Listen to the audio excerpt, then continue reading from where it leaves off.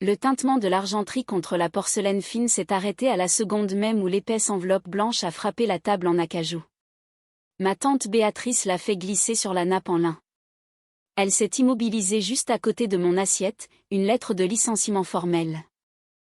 Elle s'est adossée à son siège, faisant tournoyer son verre de Saint-Émilion, un sourire suffisant tordant ses lèvres. Elle a annoncé à toute la famille que mes 8 années à me donner corps et âme pour cette entreprise étaient terminées. Sa fille de 23 ans, Léa, prenait ma place.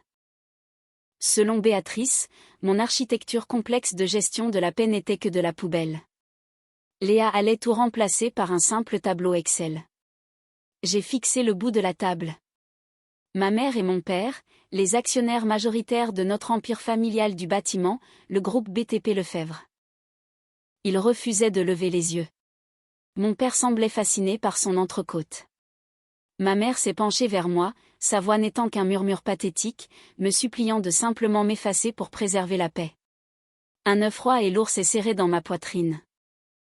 J'ai décroché mon badge d'accès à l'entreprise. Je l'ai tenu directement au-dessus de mon bol de velouté fumant et je l'ai lâché. Le plastique lourd a éclaboussé le bouillon. J'ai repoussé ma chaise, le bois grinçant violemment contre le sol en marbre, et je suis sortie. Le trajet jusqu'à mon appartement a été totalement silencieux. Je m'appelle Clara. J'ai 44 ans et, au cours des 8 dernières années, j'ai été la colonne vertébrale invisible qui maintenait BTP Lefebvre debout. Pendant que ma tante Béatrice organisait des galas de charité luxueux et que ma cousine Léa posait pour ses photos de diplôme, j'étais réveillée à 3 heures du matin.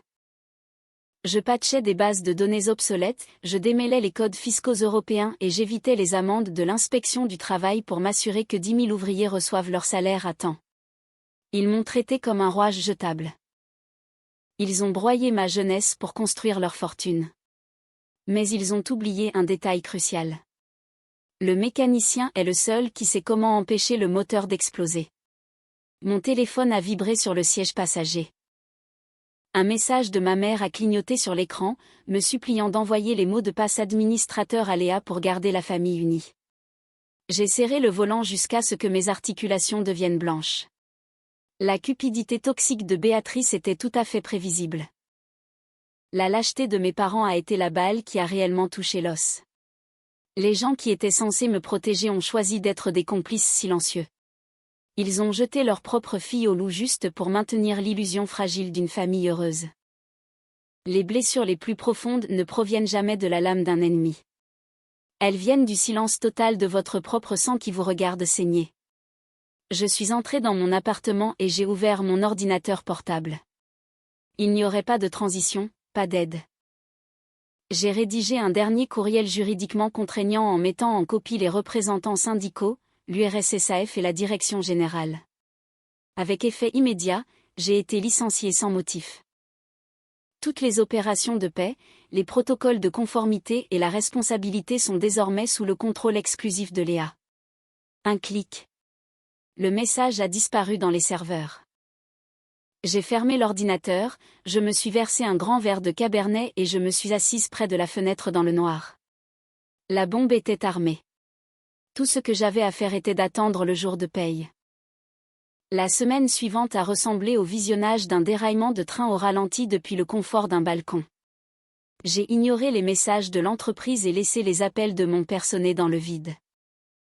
Je suis restée chez moi, le silence n'étant brisé que par le carillon occasionnel d'une alerte d'actualité ou un message vocal désespéré de ma tante Béatrice. Le jour de paye est arrivé le vendredi matin. À 10 heures, la bombe que j'avais passé 8 ans à essayer d'éviter a enfin explosé. Le tableau Excel révolutionnaire de Léa avait subi un effondrement systémique total. Les profils de 10 000 travailleurs ont été traités via des formules erronées. Les numéros de sécurité sociale étaient utilisés comme taux horaires. Les retenues à la source étaient calculées comme des valeurs négatives. En un seul clic, Léa avait réussi à mal calculer 4 millions d'euros de cotisations sociales et à laisser 10 000 hommes travaillant sous une chaleur de canicule sans un centime sur leur compte bancaire. À midi, les ordres d'arrêt de chantier ont commencé à tomber. 3 projets majeurs de ponts et de rénovation d'autoroutes se sont arrêtés car les ouvriers syndiqués ont garé leurs grues et ont quitté le travail. Nous perdions des millions en clauses de pénalité quotidiennes, mais la menace réelle venait de la banque. En raison de l'énorme anomalie fiscale, notre prêteur principal a émis un avis de défaut immédiat. Ils ont donné à l'entreprise jusqu'à 17 heures ce soir-là pour rétablir l'ordre, sinon ils gèleraient notre ligne de crédit d'exploitation de 15 millions d'euros. Béatrice n'était pas seulement incompétente. Elle était désespérée. Elle avait secrètement utilisé les actifs de l'entreprise pour couvrir ses propres dettes immobilières privées. Et elle avait besoin de Léa à mon poste pour valider les fausses factures de fournisseurs qui cachaient l'argent manquant. Maintenant, son bouclier n'existait plus. Mon téléphone s'est éclairé. C'était un message vocal de Béatrice. Sa voix était aiguë et brisée par la panique. Elle ne demandait pas d'aide. Elle hurlait des menaces, affirmant qu'elle me ferait arrêter pour sabotage. Puis sont venus les SMS de mes parents, me suppliant de penser à l'héritage familial et de réparer le désastre. J'ai regardé l'horloge. 15 heures. J'ai laissé chaque message sans réponse. J'ai simplement regardé le vin dans mon verre capturer le soleil de l'après-midi. Ce n'est pas moi qui ai brisé l'héritage familial. C'est moi qui maintenais les morceaux cassés ensemble pendant qu'ils me donnaient des coups. Maintenant, les éclats les coupaient enfin, et je refusais d'être leur pansement. La colère de 10 000 hommes résonnait dans mon appartement avant même que j'allume les informations. Je pouvais voir les flux en direct sur les réseaux sociaux, des camions bloquant les routes, des grues immobiles contre le ciel comme les restes squelettiques d'un géant mort. Mon ancien bureau était une forteresse assiégée. Je suis entré dans la salle de conférence vitrée à 16h15 précise.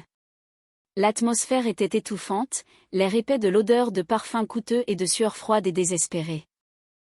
Béatrice était assise en bout de table, son visage n'étant qu'un masque pâle de panique.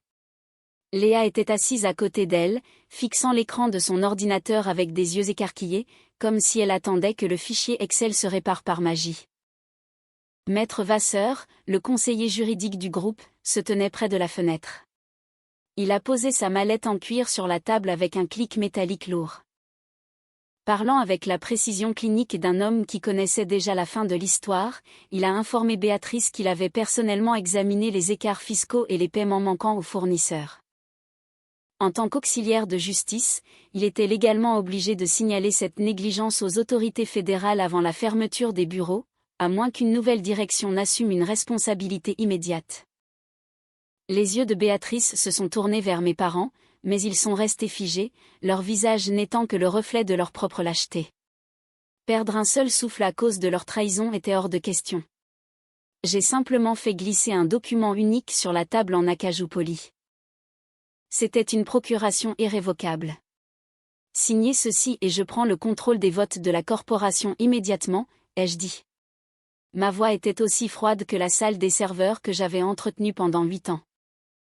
Signez et j'utiliserai mes codes prioritaires personnels pour autoriser les virements bancaires avant l'échéance de 17 heures. Si vous refusez, la banque gèle les comptes. Le syndicat dépose plainte et vous passez les 10 prochaines années à expliquer vos dettes immobilières à un inspecteur des finances. Béatrice a regardé le document, puis elle m'a regardé. Sa main tremblait si violemment qu'elle a dû tenir le stylo avec ses 2 mains.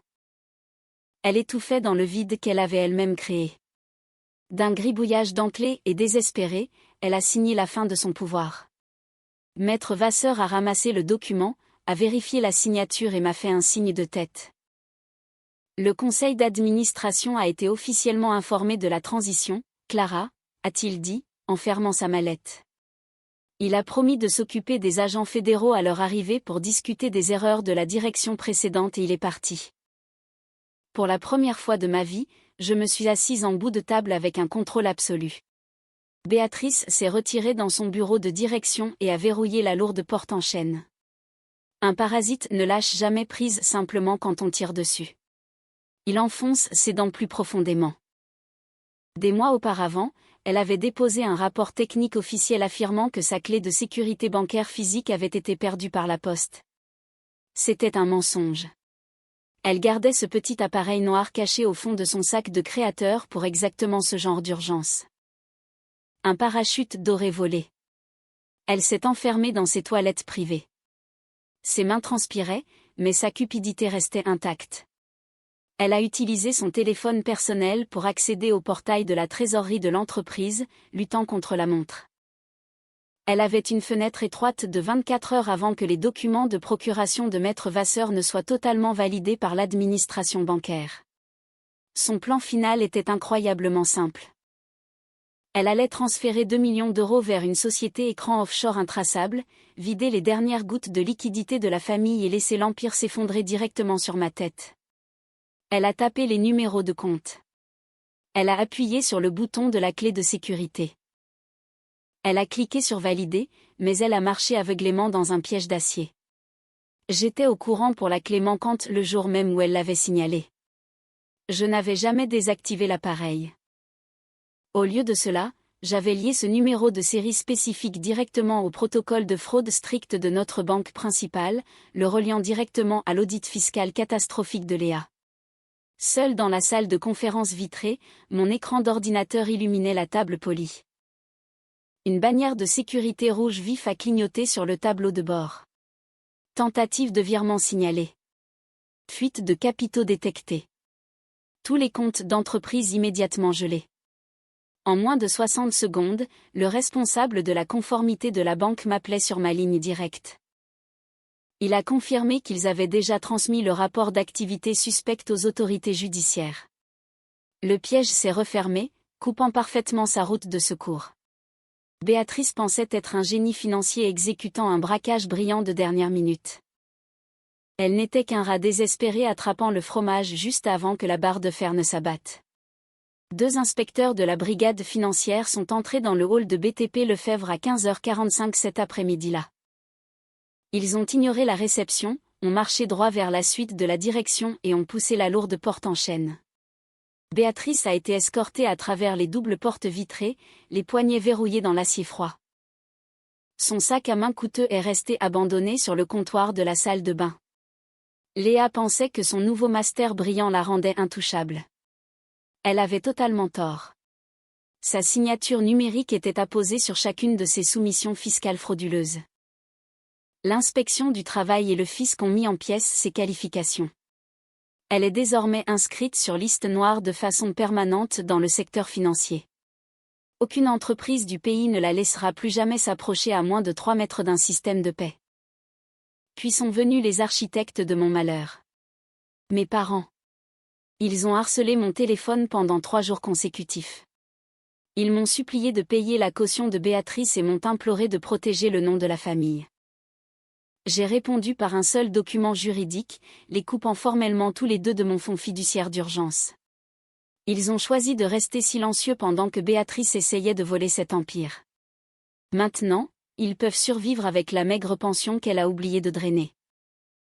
J'ai bloqué leurs 2 numéros. Je suis assise seule dans le bureau d'angle. Les protestations sur le parking sont terminées. La lourde porte en acajou est fermée. Pour la première fois en 8 ans, l'air dans ce bâtiment semble propre. J'ai donné un coup de hache dans mon propre arbre généalogique, et les branches toxiques ont enfin disparu. Le verdict est tombé exactement 8 mois plus tard. Le juge n'a eu aucune sympathie pour l'héritage du groupe Lefebvre. Il a condamné ma tante à 8 ans de prison ferme avec une période de sûreté de 5 ans. Il a également ordonné une restitution obligatoire de 2 400 000 € pour couvrir les fonds de l'entreprise qu'elle avait systématiquement siphonnés au cours de la dernière décennie. La chute sociale a été bien plus rapide que la chute juridique. Le club de golf prestigieux a révoqué son adhésion avant même le début du procès. Les femmes avec qui elle organisait des galas de charité traversent maintenant la rue pour éviter de croiser son regard.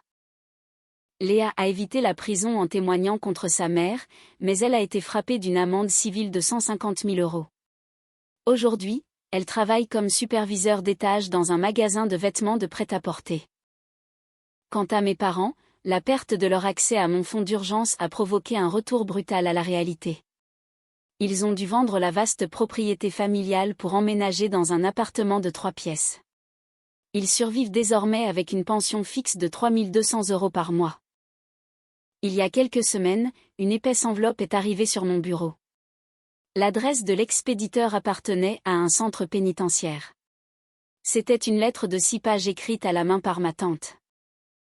Elle remplissait les pages de mots sur la loyauté familiale, affirmant qu'elle n'avait enfreint les règles que pour protéger notre héritage. Elle écrivait que mes parents avaient le cœur brisé, attendant simplement que je décroche le téléphone pour reconstruire le pont. J'ai arrêté de lire au milieu de la première page. La montée de colère habituelle n'est jamais venue. La vieille culpabilité lourde était totalement absente. Je n'ai ressenti qu'une indifférence calme et absolue. J'ai glissé les pages dans le destructeur de documents à côté de mon bureau et j'ai écouté le sifflement aigu des lames d'acier transformant ses excuses en confetti. J'ai quitté le bureau à 17h pile ce soir-là et j'ai conduit jusqu'à ma vraie maison. Le salon était bruyant, rempli de rires et de l'odeur de l'ail rôti. Mon ancienne colocataire d'université, mon premier mentor de mes débuts dans la tech et le contremaître du syndicat qui m'avait soutenu pendant la grève étaient assis autour de ma table à manger. Nous avons partagé un repas simple. Il n'y avait pas d'argenterie polie ni de vin hors de prix, mais il n'y avait pas non plus de faux sourires. Pour la première fois de ma vie, j'étais assise à une table où je n'avais pas à gagner mon droit de manger. J'étais entourée de gens qui m'avaient choisi, dans un endroit où l'amour était un acquis, pas une transaction. Tant d'entre nous sont piégés dans l'illusion du droit familial. On nous apprend dès la naissance que le sang est un contrat contraignant. On nous dit de nous vider de notre sang pour arroser l'arbre généalogique, même si cet arbre pourrit de l'intérieur. Les parents toxiques utilisent la génétique commune pour exiger des sacrifices sans fin et non réciproques. Mais la vérité est beaucoup plus simple et beaucoup plus froide. Règle numéro 1, le sang est de la biologie, la famille est du respect. Partager un nom de famille ne donne à personne une licence pour abuser de votre santé mentale ou voler votre valeur s'ils vous traitent comme un outil jetable. Vous ne leur devez absolument rien quand vous débranchez enfin la machine. Règle numéro 2, le pardon le plus cruel est la complicité. Quand vous couvrez un agresseur arrogant, vous creusez votre propre tombe. Parfois, la forme la plus vraie de justice est simplement de s'écarter du chemin et de les laisser faire face à la destruction juridique et financière qu'ils ont construite de leurs propres mains. Règle numéro 3, ne négociez jamais votre valeur avec des lâches. Les spectateurs qui vous demandent de maintenir la paix alors que vous êtes attaqué sont tout aussi dangereux que celui qui tient le couteau. Le silence face à la cruauté n'est que de la cruauté sous un autre costume. Vous avez le droit de quitter une maison en feu, même si vous avez grandi à l'intérieur. Je m'appelle Clara et je suis enfin libre. Cette histoire de Clara nous rappelle une vérité fondamentale que beaucoup ignorent par peur du jugement social, le respect mutuel est le seul ciment valable d'une relation, qu'elle soit professionnelle ou familiale. Clara est restée 8 ans dans cette entreprise non pas par faiblesse, mais à cause de ce que les psychologues appellent le renforcement intermittent. C'est exactement comme une machine à sous, sa famille lui donnait juste assez de miettes d'affection ou de fausses promesses pour qu'elle continue à tirer le levier et à espérer un changement qui ne viendrait jamais. En débranchant la machine, elle n'a pas seulement sauvé sa carrière, elle a sauvé son identité. Sa stratégie de sortie est un modèle de défense personnelle, documenter chaque action, laisser les conséquences naturelles de l'incompétence s'abattre sur les responsables et surtout, ne jamais accepter de compromis avec ceux qui ont regardé votre chute sans bouger. La véritable famille n'est pas celle où l'on est, mais celle que l'on construit avec des personnes qui apprécient votre valeur sans condition préalable. Et vous, avez-vous déjà eu le courage de couper une branche pourrie de votre arbre généalogique pour vous sauver ?